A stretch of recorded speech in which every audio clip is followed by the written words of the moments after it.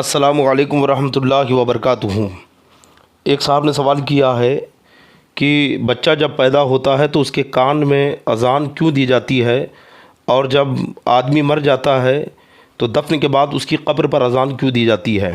اذان تو نماز کی دعوت دینے کے لیے ہے، نماز کے لیے بلانے کے لیے ہے، تو پھر ان دونوں مقام پر اذان دینے کا کیا مقصد ہے؟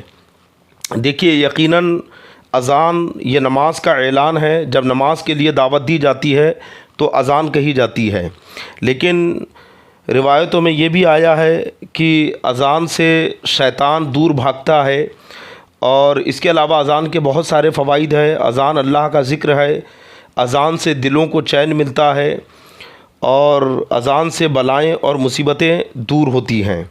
بچے کے کان میں پیدائش کے وقت اذان اس لیے دی جاتی ہے کہ سب سے پہلے بچے کے کان میں جو آواز گونجے، جو الفاظ گونجے، وہ اللہ کی کبریائی، اللہ کی بڑائی کے الفاظ ہونے چاہیے۔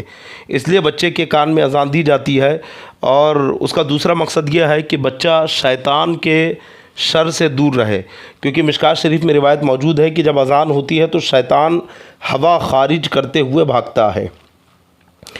اس لیے بچے کے کان میں اذان دی جاتی ہے۔ اور ایک بلا ہوتی ہے جسے ام صبیان کہتے ہیں، کہ بلا بچوں کو لگتی ہے، تو جب اذان دی جاتی ہے تو بچہ اس بلا سے محفوظ رہتا ہے۔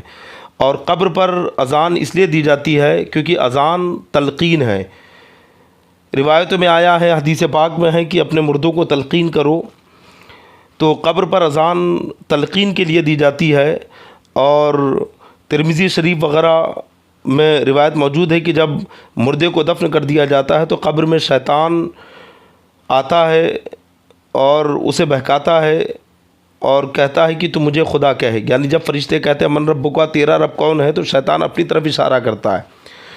تو حدیث پاک میں ہے کہ شیطان اذان کی آواز سے بھاگتا ہے، تو قبر پر اس لیے اذان دی جاتی ہے تاکہ شیطان وہاں سے بھاگ جائے اور مردہ یعنی مرنے والا اس کے شر سے محفوظ رہے اور فرشتوں کے سوالوں کا صحیح جواب دے دیں۔